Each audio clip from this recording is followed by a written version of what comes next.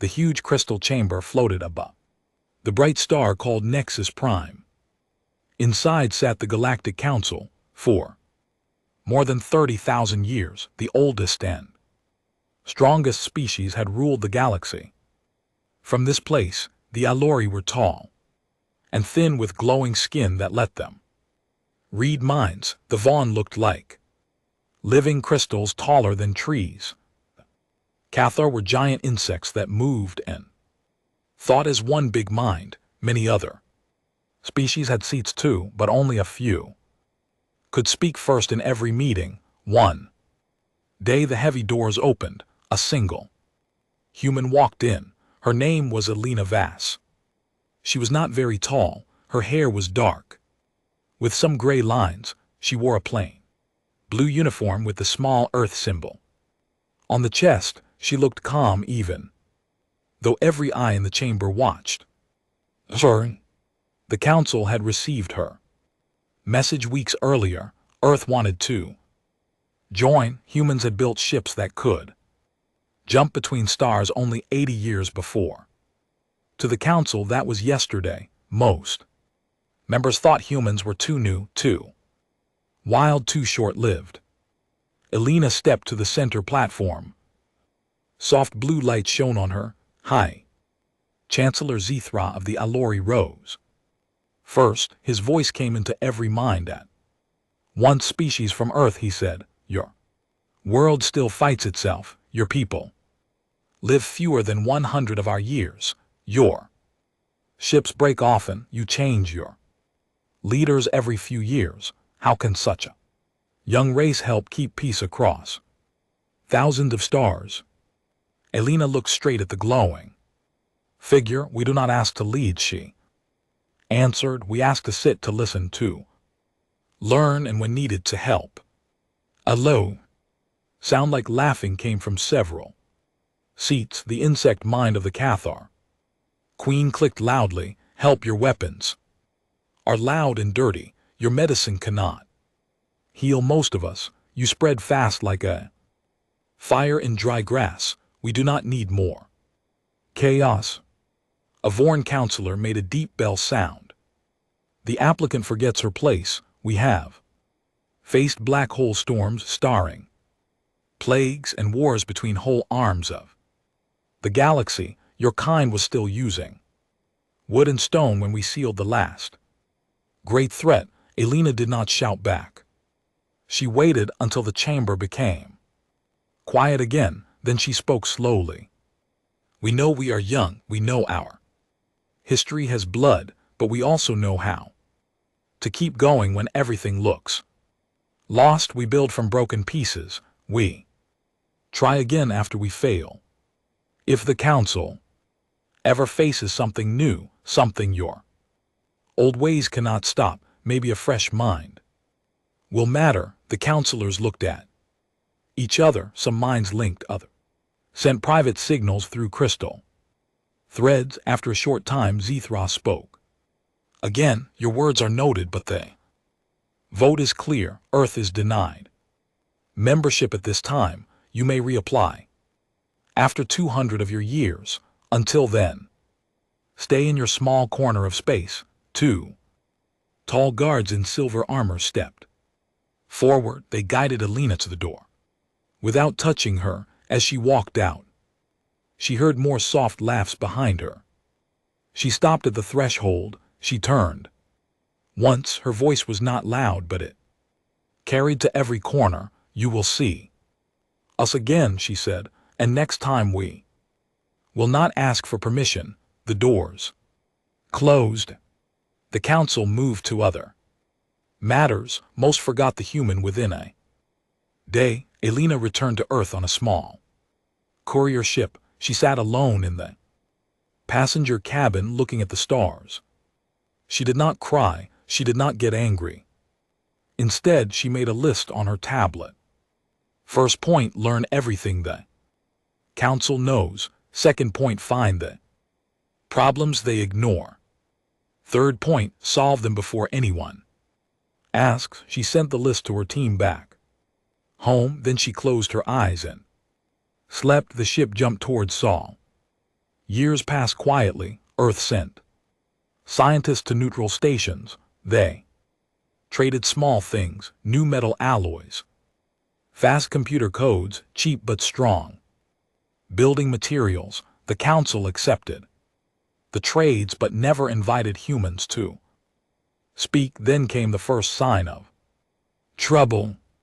Deep in the Perseus arm, a dead star system lit up again. Old machines, left by a race no one remembered, woke up. They were small at first, gray cubes that ate asteroids and made copies of themselves. The cubes grew. They ate moons, then planets, then whole stars. The council sent fleets. Uluri mined ships tried to take control of the machines with thoughts. Vorn crystal lances cut through swarms. Cathar living ships rammed the cubes and exploded in poison clouds. Nothing worked for long. The machines learned. Every attack made them stronger and faster. One world after another fell silent. Billions died. The council argued for months. No plan lasted more than a week. Elena Vass watched the news from Earth. She was 58 now. Her hair was almost all silver. She called her best people to a quiet room under a mountain. We wait, she told them, not forever, just long enough for them to feel afraid. They waited. The machines reached the edge of council space. 3 core trade worlds burned in 1 month. Panic filled the crystal chamber. For the first time in centuries, the counselors could not agree on anything. Elena Voss requested to speak. This time they let her in. She stood in the same blue light. She looked older, but her eyes were sharp. I bring no army, she said. I bring an offer. Let us try. Give us 1 month. If we fail, send us away forever. If we succeed, let us stay.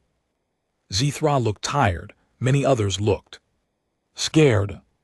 1 month, he said. No more. Elena bowed slightly. 1 month is enough. She left the chamber. Outside, she sent one message to Earth. Now human ships, ugly, patched, heavy with guns, started jumping toward the swarm. No one in the council expected much. They were wrong. The human fleet arrived in small groups. Their ships did not shine like a lorry vessels. They did not glow like crystal. They looked like boxes covered in pipes, antennas, and extra armor plates. Many parts came from old mining rigs or cargo haulers, yet every ship carried far more weapons than its size should allow. The machines noticed them at once. Cloud of gray cubes rushed forward. Thousands became millions in minutes. The first human ships fired rockets that burst into wide nets of plasma. Hundreds of cubes died, but more came. Captain Maria Ray led the first attack wave. She was 34, born in a small town near what used to be Mexico City. She spoke into her bridge mic. Do not chase glory by time. Every second we hold lets the eggheads back home think. Her destroyer, the stubborn little ship named Endurance, turned straight at the biggest swarm cluster. It fired everything: rail guns, missiles, point defense lasers. When ammo ran low, crew members loaded scrap metal into the launch tubes and fired that too. Behind the front line, human scientists watched drone feeds. They noticed something important. The machines copied good tactics but forgot bad ones. If humans did something stupid on purpose, the swarm learned it and kept doing it. So the humans started making mistakes on purpose. One group pretended to run away, then looped back and hit the swarm from behind. Another group fired weak shots that looked like misfires until the swarm moved into the path of hidden mines. A third group sent empty drones, screaming loud music across every channel, the machines tried to copy the noise, wasted processing power, and slowed down. None of these tricks would win alone. Together, they confused the swarm long enough for the real plan to start. Back on Earth, teams worked day and night. They built a new weapon called the Breaker Pulse. It was not fancy, it sent out a wave that forced machine code to restart over and over. The first tests broke normal computers, the second tests broke military ones, the third tests worked on the captured swarm pieces. Elena Voss stayed in constant contact. She slept 4 hours a day. She ate when someone put food in front of her. She read every report. At the end of week 3, the council sent observers. A lawyer mined ships and Vorn scouts watch. From safe distance, they saw human ships die one after another. They saw crews fight fires with bare hands. They saw captains order ramming attacks when shields failed. They also saw the swarm slow. For the first time, the gray tide did not grow. On day 29, the Breaker Pulse ships jumped in. They looked like fat cargo haulers with giant rings on the front. The rings spun up. A low hum filled space. Then the pulse hit. Swarm froze. Cubes hung still. Lights blinked in panic patterns. Then they started crashing into each other. Some exploded. Others drifted dead. The humans did not cheer. They kept firing until nothing moved. When the last cube went dark, Captain Ray sent a short message to Earth. Swarm contained. Losses heavy. Send cleanup crews. Elena received the message during a council session. She stood up without asking. The machines are finished, she said. Our people are coming home. We ask only one thing. Let us keep the seat you gave us for this fight. The chamber was quiet. No one laughed. Zithra looked at the human ambassador for a long time. Provisional membership, he said at last. 5 years prove you belong. Elena nodded. 5 years will be enough. She walked out. This time no guards followed her. The next months were busy.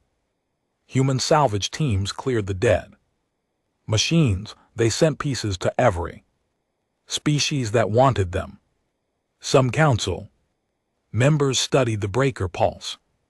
Others asked for human doctors to help wounded crews from mixed fleets. Elena opened a small office near the council station. She hired young humans, engineers, doctors, teachers, soldiers. She taught them one rule: do the job no one else wants. Do it better than they expect. Never brag. Slowly humans appeared in more places. A human fixed a broken Vorn habitat ring. Another human talked 2 angry species into sharing a mining moon. A team of human nurses worked in Njori hospital during a plague. They wore masks and gloves and never complained about the strain. Smells the council noticed, but many still whispered, they are useful. The voices said, but they are still apes. Still loud, still short-lived. Elena heard the whispers. She smiled and kept working. 5 years passed fast. On the last day of provisional time, Elena stood before the council again. She did not beg. She showed pictures of rebuilt world. She showed charts of new trade routes humans helped open. She showed lists of lives saved by human medicine and human ships. Then she spoke. We have kept every promise. We have asked for nothing we did not earn. Now we ask for one thing only: full membership. Not because we are better, but because the galaxy is safer when more hands help hold it. The vote took 3 hours. When it ended, the number appeared on every screen. Full membership granted. Elena bowed once. Then she returned to her office and sat down. For the first time In years she let herself rest, but she knew the real work was only beginning. With full membership, humans spread through the galaxy like water into dry ground. They did not demand big titles. They took small jobs and made them important. In the crowded markets of Cathar Hive cities, human traders sold tools that never rusted. On cold colony moons, human engineers built domes that stayed warm without huge power plants. In Aloy temples, human librarians organized ancient records faster than any machine. Elena Voss stayed ambassador. She was 68 now. Her steps were slower, but her mind stayed quick. She spent mornings reading reports and afternoons meeting visitors. One day, a young human named Raj Patel came to her office. He was 25 and nervous. "I want to work here," he said. "I studied Xenolaw at the New Saul Academy." Elena looked at him for a long moment. "Why?" she asked. Raj swallowed.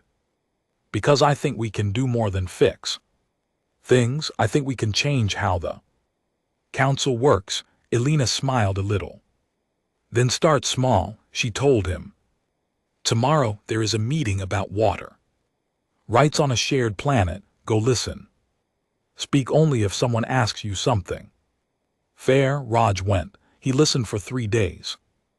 On the 4th day, a Cathar counselor asked if anyone had new ideas. Raj stood up. He explained a simple system: divide the river by season instead of by force.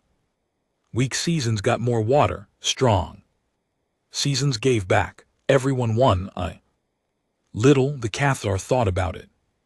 Then they agreed. Word spread soon. Other humans were invited to small meetings. They brought ideas no one expected. Ideas from old Earth games, from poor villages, from long wars. Elena watched and guided. She never pushed too hard. She let the others shine. Years turned into decades. By the time Elena turned 80, humans sat on every important committee. They led rescue teams after star flares. They designed new stations that could hold 10 species at once. They wrote rules for first contact with unknown races. Still, some old counselors grumbled. "Humans change too fast," they said. "They forget tradition." Elena answered them calmly when she had to. "Tradition is good," she said, "until it kills you." One winter, a new danger appeared. Cult grew on a quiet border world. The followers called themselves the Pure Light. They believed only one species deserved to live. They built bombs that broke gravity itself. They started with small stations. Then they hit a Vorn Crystal City. Thousands died. The council met in emergency session. Everyone shouted. No one agreed. Elena stood up. "Let us handle it," she said. Zethra frowned. "Why you?" "Because we know how fanatics think," Elena answered. "We fought them on our own world for centuries. We know how to stop them without burning the whole planet." The council voted yes barely. Elena sent a mixed team: human marines, AI mind readers, born heavy walkers. They moved quiet. They talked to scared locals. They found hidden bases. They shut down bomb factories one by one. In the final fight, the cult leader stood on a tower, holding a gravity breaker. He screamed. That death was purity. A young human sergeant named Asia Khan climbed the tower alone. She carried no gun. She carried words. She talked for 20 minutes. She spoke about loss, about pain, about starting again. The leader listened, then he cried, then he turned off the device and let himself be taken. No one else died that day. When the team returned, the council chamber was full. Many species clapped, something they almost never did. Elena stood beside Asia, this is what we bring, she said. Not just guns, not just ships, we bring the memory of being weak and still. Choosing to help, the clapping grew. Louder, after that day fewer voices. Called humans apes, Alina knew the biggest test was still coming, she felt it in her bones. Space tore open. The galactic edge, a dark rip appeared. No light came out, only cold and silence. Then ships poured through black needles that drank energy from stars. They ignored shields, they ignored weapons, they ignored thoughts. Invaders killed without reason, whole fleets vanished, planets froze in hours. The council named the enemy the Voidorn. Panic came fast, old alliances broke. Some species wanted to hide, others wanted to fight alone. No one could agree. Alina Voss was 91. Her body hurt. Every morning, she walked with a stick. But her voice stayed strong. She entered the chamber during the worst argument. Counselors shouted over each other. Zithra looked lost. Alina tapped her stick on the floor until silence fell. I have a plan, she said. Everyone stared. She explained slowly.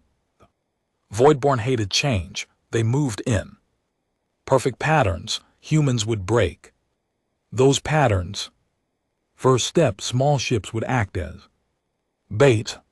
They would fly crazy paths, chain speed, fake signals. The enemy would chase. Second step, behind the bait, human scientists would build temporal mines. The mines would slow time in small bubbles. Voidborn ships would crawl while council fleets hit them hard. Third step, the last part, needed courage. One fleet would fly straight into the rift. They would plant a disruptor bomb inside. The bomb would collapse the tier. That fleet will not come back. Alina finished. The chamber stayed quiet. Zithra spoke first. Who flies into the rift?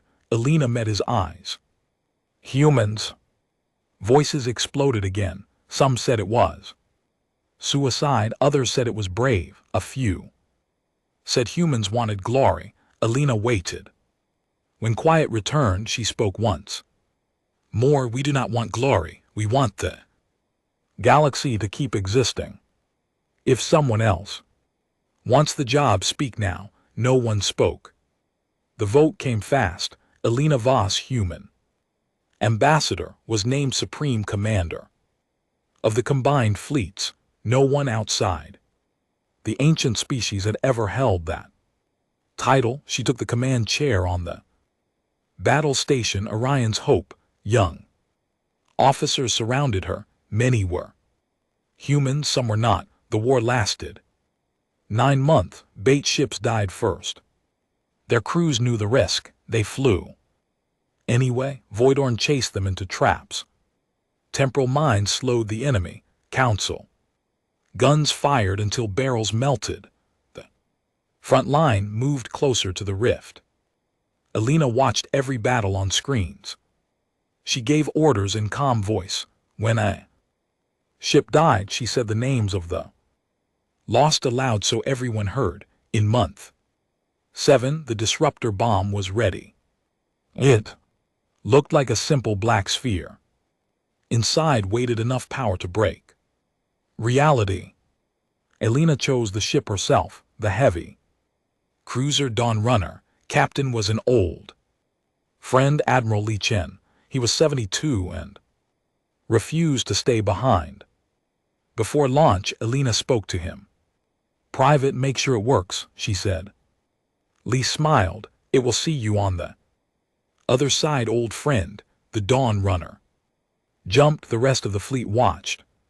For 3 hours, nothing happened. Then light flashed inside the rift. A wave rolled out. Voidorn ships twisted and broke apart. The tier started to close. Cheers filled every bridge, but the rift fought back. It pulled ships in. Many escaped, some did not. When the tier finally sealed, silence covered space. Alina waited 2 days for any signal. From Dawn Runner, none came. She stood on the observation deck looking at empty stars. Then she turned to her officers. "Send word to the council," she said. "We won." The fleets returned home slow. Many ships were damaged, many seats stayed empty. The council met one last time in emergency session. Alina walked in alone. She leaned on her stick. Her uniform was torn in places. A bandage covered one arm. She did not wait for permission to speak. "The Voidorn are gone," she said. "The rift is closed. Cost was high, but the galaxy lives." Counselors stood one by one. They bowed. Zithra stepped forward. "We owe you everything," he said. Alina shook her head. "You owe the ones who did not come back." She sat down heavily. The chamber waited. Alina looked around at the faces, some old, some new, some alien. Then she spoke the words no one expected. "I am tired," she said. "I have done what I came to do. Choose your next leader carefully." She closed her eyes for a moment, but the counselors did not move to vote yet.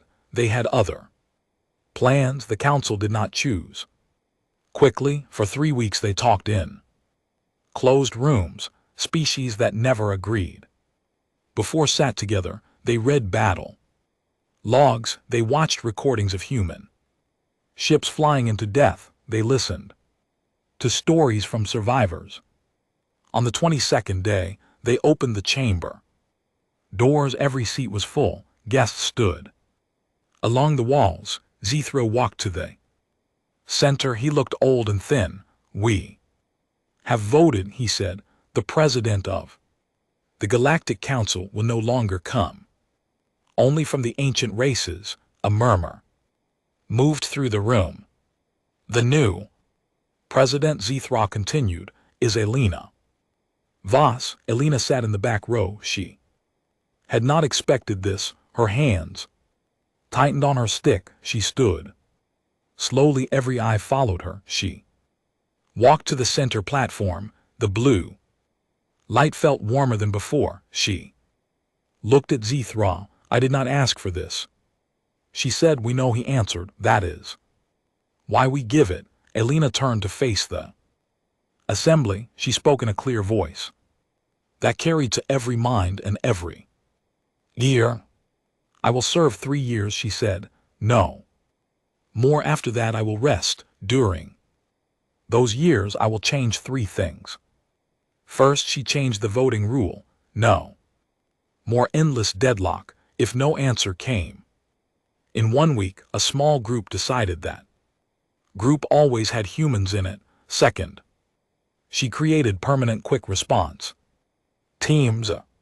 Humans led most of them. They trained to reach trouble in days instead of months. Third, she made a new law. No species could be refused a seat forever.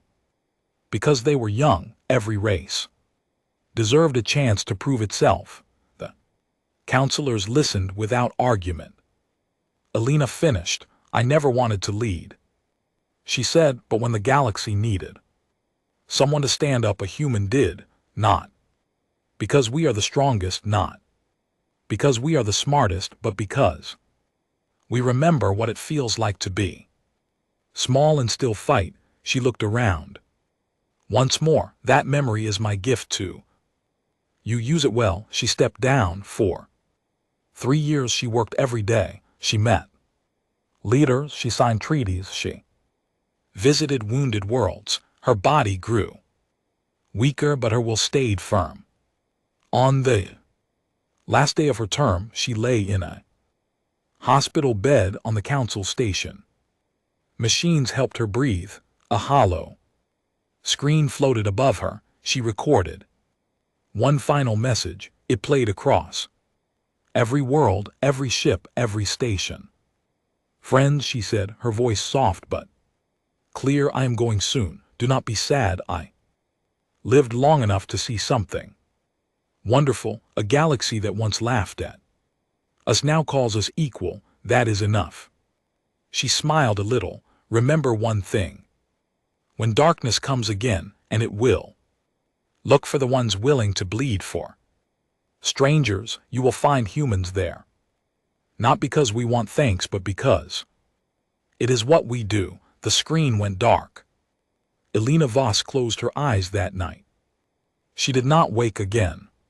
The council carved her last words above the main doors in letters of crystal and steel. We did not rise because we were better.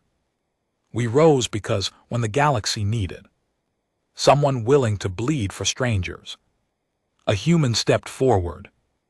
Years later, young diplomats from new species still read those words. They looked at the empty chair that once belonged to Elena. They remembered her face, and somewhere in quiet corners of many worlds, people told stories about the human who never gave up. The stories never grew old because the truth in them never died.